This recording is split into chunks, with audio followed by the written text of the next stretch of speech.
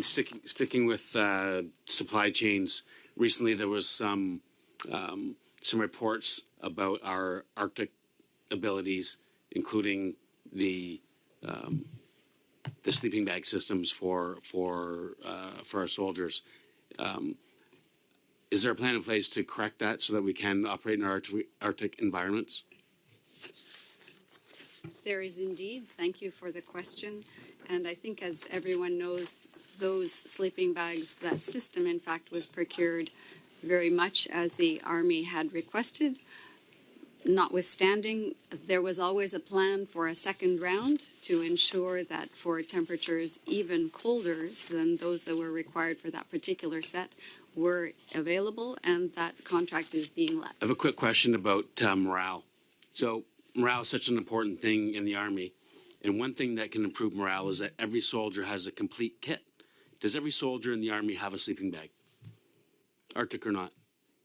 Every soldier who needs to have a sleeping bag would have the appropriate kit. Okay. When I was with the reserves, we were asked to bring our sleeping bags back in because there weren't enough for soldiers that were being deployed.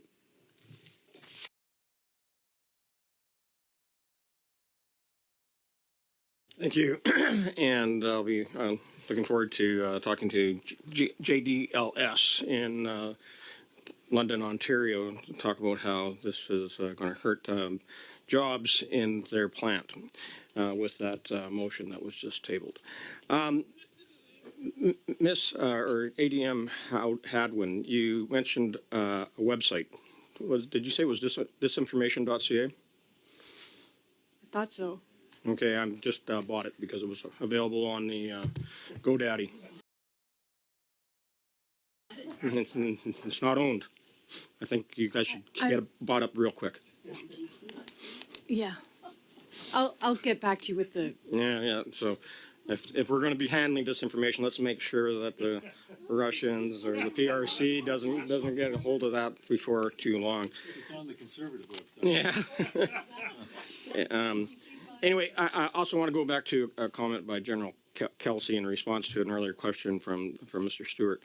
You said that the shortage of 9mm munitions, the shortage of maintenance on vehicles in our reserve units is all because we're essentially needing those dollars for Reg Force.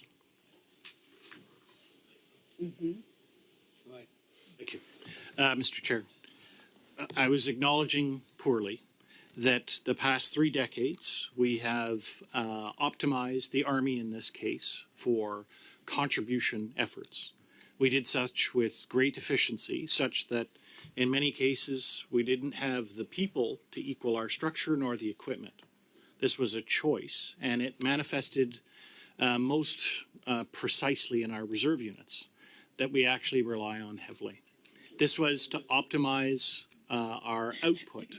We made choices here in Canada across our units. So this is more of a function of the recent budget cuts that we see, that you're not having the ability, almost $1 billion a year is getting cut, the lapse funding, you can't tap that to help our reserve units. We got, a lot of our different units out there at the Armory level is well staffed, that they need the support to make sure that the equipment works and that they're fully trained. It's absolutely true that we want to invest on our reserves better. We need them. We need the people. We need their expertise. Because essentially your surge capacity is your reserves. It is indeed. And in fact, we've got a number of them working full-time right now. We can get the exact number, but it's between 8,000 and 9,000 reservists working full-time for us, filling key positions. Okay.